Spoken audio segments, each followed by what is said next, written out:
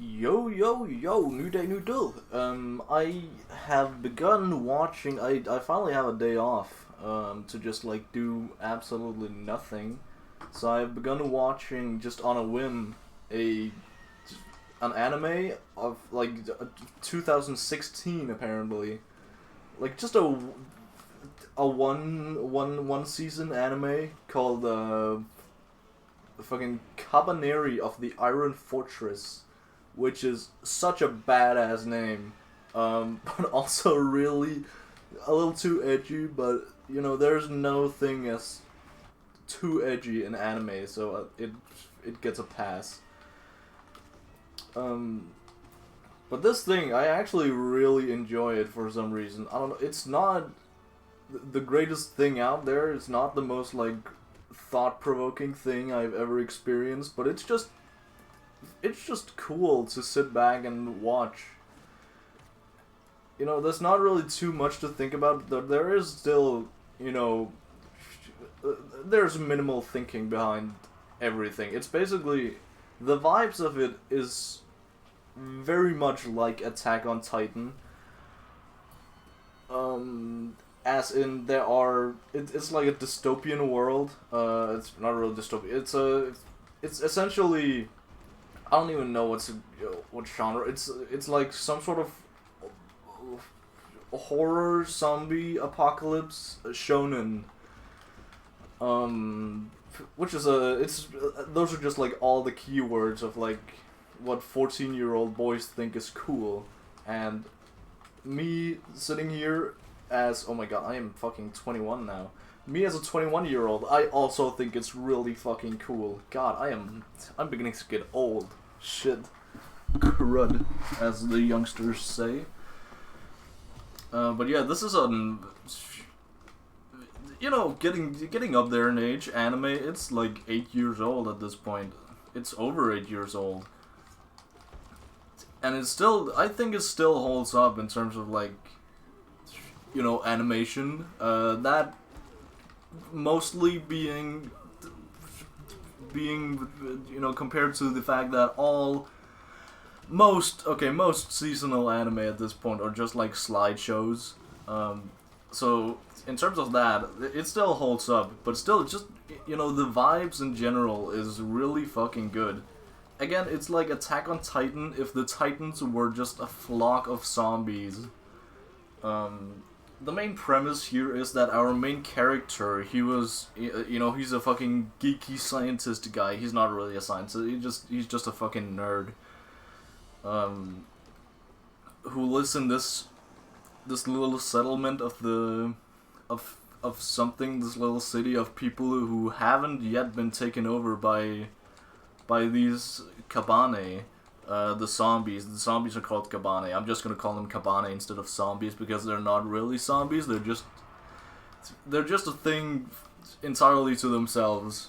But our main guy, his city gets attacked. His city gets trampled, and he essentially gets, you know, he gets fucking bitten. But in that same moment, he realizes that the machine he has built, he's building like a little gun, and trying to build up enough pressure for it to pierce the Kabane's heart. Kabaneri is the merging between Kabane and humans. That is what he becomes. Because he gets bitten by one of these fellas, but he realizes, or he has realized like a couple days before that no, this is not actually, you know, you get bitten, then you are instantly an op, right? Which is the general idea in this society, in this city, and basically the entire country, is that once you get bitten, you are cooked. I also like the fact that, you know, I like the world and that they have actually thought of like how society would be with these fellas just roaming around. So there are like settlements. We don't get a lot. I assume we get more world building wise just as the series goes on. I'm only halfway through by now, so they've just left, you know, a bigger settlement. that they hoped was, you know, inhabited and that they could resupply and stuff, but they couldn't, and it has just been taken over, so they had to fight their way out of that. But they just left that, and they just battled this huge fucking abomination, which is, you know, that fight especially felt very shonen-like, because it's, you know, a big bad blob of evil that is, you know, basically mindless, that has to be taken out by, you know, sheer bravery alone. But, you know, it's... I can't help but feel captivated by it still, you know. But essentially, I don't know, I like the world and the thought that went behind this. For example, this city, right? The cities are all connected by trains. Like, really reinforced trains. We basically only see one of them, right? But I just assume that they're all like this. I don't know if I should, but that's what I assume. And this train is fucking armored to the teeth. It is, you know, I don't know, I haven't watched that many zombie apocalypse type shit shows, but I expect that. Wow, bro, it was one hit. Shit. I expect this is what a train in the zombie apocalypse is like. And, you know, each time they enter a city, they have like a, you know, like a medieval castle, right? They have a friggin', you know, little border around it. They have one singular entrance for this train, and it is just, otherwise there is a fucking, what's it called, like a, I don't know, like a trench, I guess? Like a deep fucking trench, and then one, you know, bridge that they can whip, and they can whoop the bridge so that they can, you know, allow the train in, which is very risky, but they need to, you know, people need to help each other in these fucking, in these trying times. So they get to like an area when the train, because, you know, if the train was infected and there are some infected people, they need to secure it. So they have like a secured area where they check the train first, and then they can, you know, go into the city, because, you know, we don't want any fucking Kabaneri just running wild. And, you know, there's a bunch of little stuff like that just makes sense. There's not too much of it, which I mean, I would have just liked more. But it's fine. It's fine for a one season anime from 2016. You know, it passes the bar with flying colors. But essentially, you know, the shtick here is that our main character gets bitten, but he realizes that this isn't actually a one and done thing. It's just a virus, and if you can stop the spreading of said virus for long enough or quickly enough, you don't actually get infected. You know, you get infected, but you keep your mind, you keep your human brain, so you get essentially the best of both worlds. You get the body of a... Oh yeah, also these Kabaneri, they have fucking... The reason they're so hard to fight off is because they essentially have like iron rib cages, you know, surrounding their fucking hearts. And our main character guy, the way he found out that, you know, they were actually killable was because he found a gun, or he didn't find a gun, he invented a gun, I guess, that does enough pressure to just blast through it, just power through it. And, you know, it's kind of goofy that nobody has really invented this before, but it is kind of drip-fed, it is kind of like dribble-fed, I suppose, that the guy's in charge of the entire country, the shogun, because, you know, it's Japan, of course it's a shogun. The shogun of the country is he's kind of sus right now, in terms of just his motives. So it makes sense if, you know, all the research, and we also get told that the shogun's home, the main place of the country, that's the main research center of these Kabaneri. So they probably know all about these, like, Kabaneri, aka merging between humans and Kabaneri, and, you know, stuff like that. I'm expecting the Shogun himself to be a Kabaneri. Uh, and just like basically gatekeeping all this knowledge from the world. And I don't really know why, but I guess I'm gonna find out.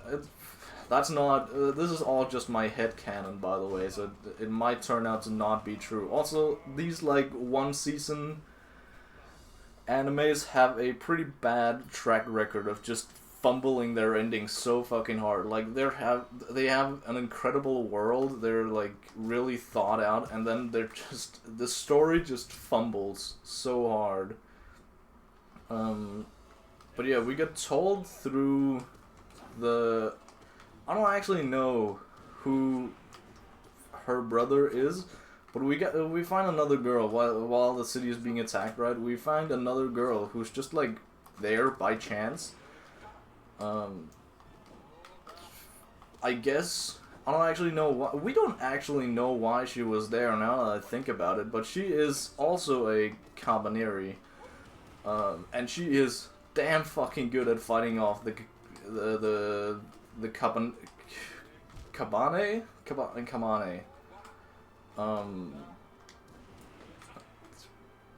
And yeah, she can only do so. She can only fight like actually properly for like I think it was 100 seconds specifically, and you know, in the middle of this town, she did it for 110.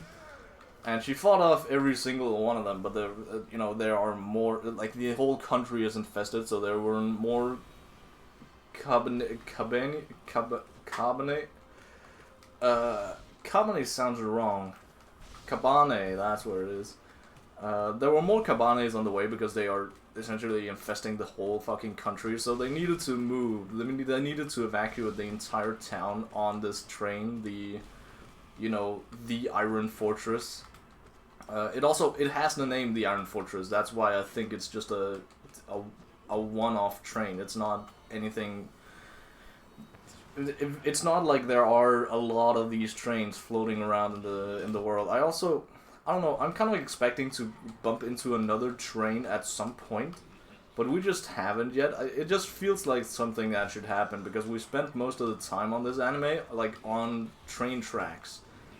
Like, besides the first episode, and I guess this episode, where they needed to get on the train tracks again, essentially they just needed to get past, but the rail was blocked by, some sort of watchtower, I think, that fell onto the city.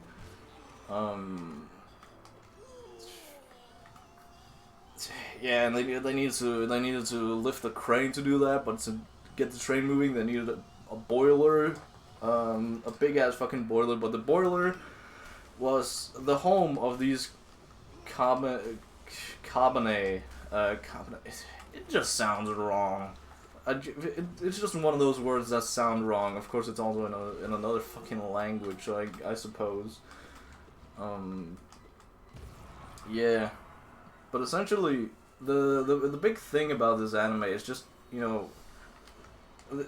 the characters are nothing too special, but it's just the dynamics between, like, having it's just a society that is in fucking shambles and is, basically forced to make a lot of decisions that, decisions made by people who are not necessarily that well at being in charge. For example, the girl in charge here in the entire thing is just a girl. She has not had any real experience, because her dad, the real guy in charge, he died in the initial attack. He has not been on the train, essentially. So yeah, that's a bit goofers. But she's in this, like, in the beginning, she's the only one who actually trusts our main characters here. I say characters, I also count Mume as a main character, the girl Kabaneri. She's the one who was just there in the city to begin with for some reason we don't know. She's way more mysterious and she's essentially the leading plot of the... Well, the plot kind of writes itself with, you know, these two forces that are opposing each other, and they're both terrified of each other. Like, the humans are, you know, if they even get a whiff of someone being infected and turning into essentially a zombie in this zombie apocalypse, they just get murdered on the spot. You know, it's a general rule that they just get sent to prison, but that's not really being followed, really. It's just, you know, official rules that don't matter to the higher-ups. But it's just this society, like, what happens when the two are merged? Because the entire first half is just our main characters gaining the trust of the people on the train, and, you know, without our main characters, all the people on the train would have fucking died several times over by now. Even though they have, you know, it is a shonen, sure, but it's not like our main characters are that overpowered. They're just quote-unquote regular dudes who just has way more durability and has like a bit of combat training. It's essentially only their bodies and the fact that they can actually withstand all the onslaught from these Kabaneri,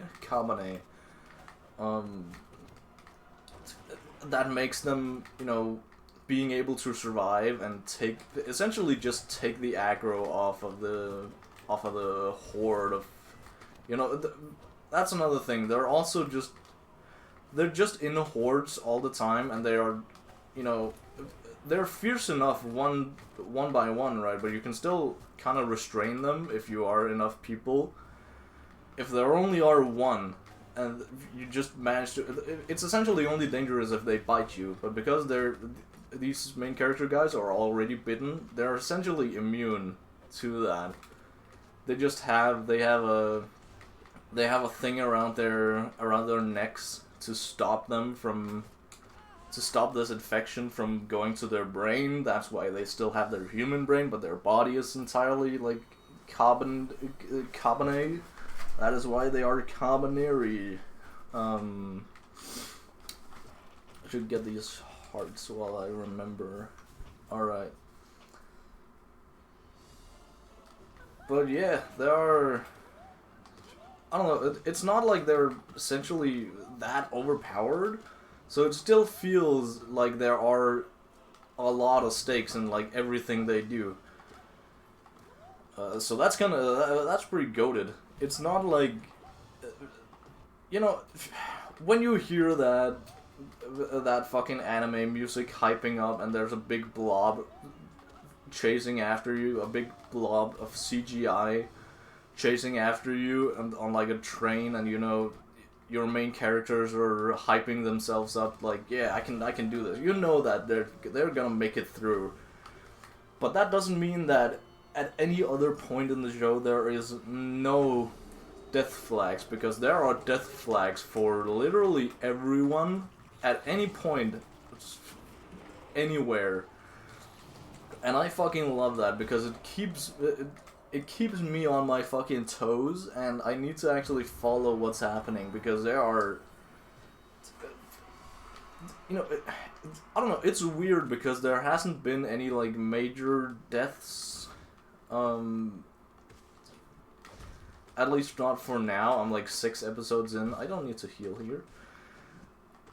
There hasn't been any major deaths since episode 1, but I just, I don't know, it's weird, because I still feel the death flags very, very obviously are there. And I am very scared that, I don't know, for all I knew, it could be one of those series where the main character dies in the second episode, and then we just shift main character. Like, that could easily be the case.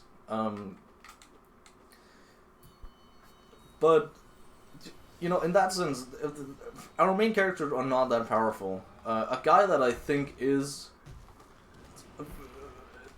you know, realistically powerful, but he's still realistic, but he's still powerful, right? Is a guy named what's his name? Kurusu. I have a list of like just general names of characters on my second screen because I can't remember their fucking names. But Kurusu is a guard of, you know, the girl whose dad died. He was the main bodyguard of him, and he obviously failed. So now he's just the bodyguard of this entire city, I guess. The train, and he's having a lot of beef with our two main characters because he doesn't fucking trust that they're not gonna turn on them at any moment. So I don't know. I am sort of expecting like the final shonen fight of this series to be against that guy, even though they've traveled together since literally episode 1. I'm expecting that to be the case, but I was also expecting that to be the case with, you know, Samurai Champloo, even though the dynamics were entirely different. Like, in Samurai Champloo, these two main characters really wanted to fight each other. Like, that was their main shtick for, like, why they even wanted to travel together, was to have the opportunity to fight. But they never got the opportunity to, and at the end, they just ended up not fighting. So here, I don't know, I don't know what I'm hoping. If I'm hoping the opposite will happen, like, you know, these guys don't really have, you know, one of them desperately wants to fight the other, but it's mainly because of what he is, not like what he does specifically. I don't know what I'm getting at.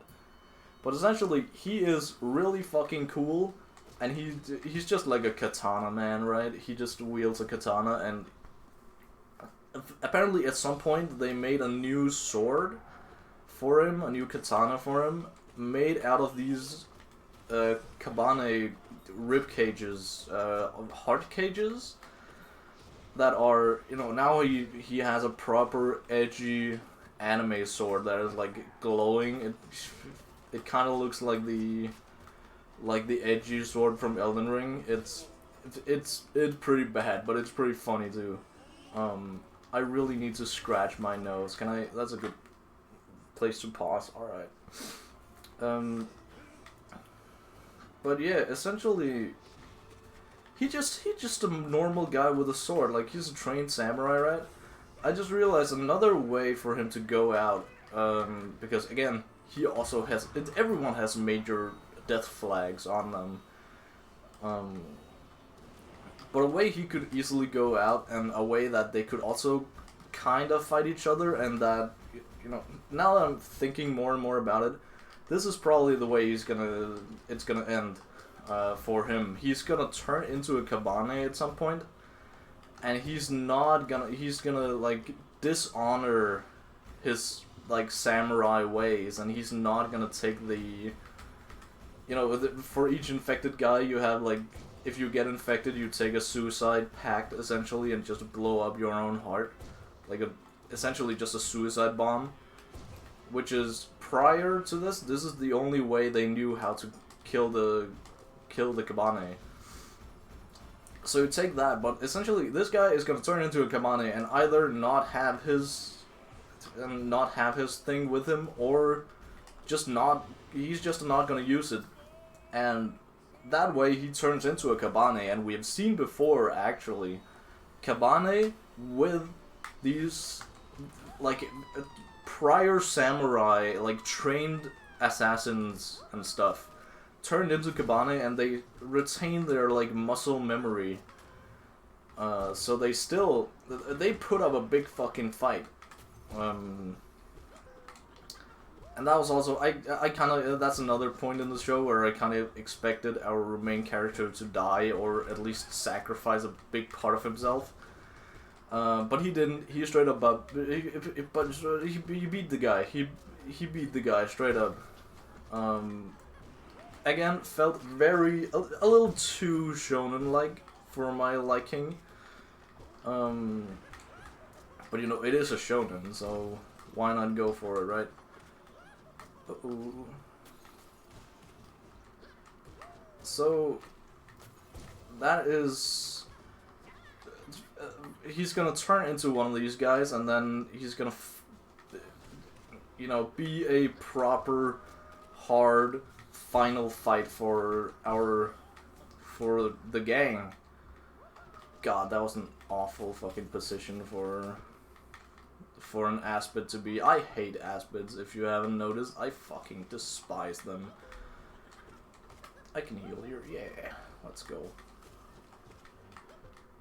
God damn it. Why? Why? Why?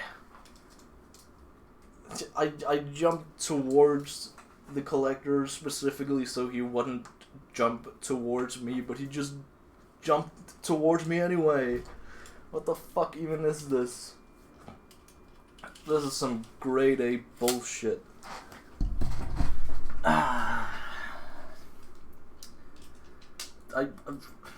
convinced at this point I can't beat Collector without stopping my yapping session, and that's no fun.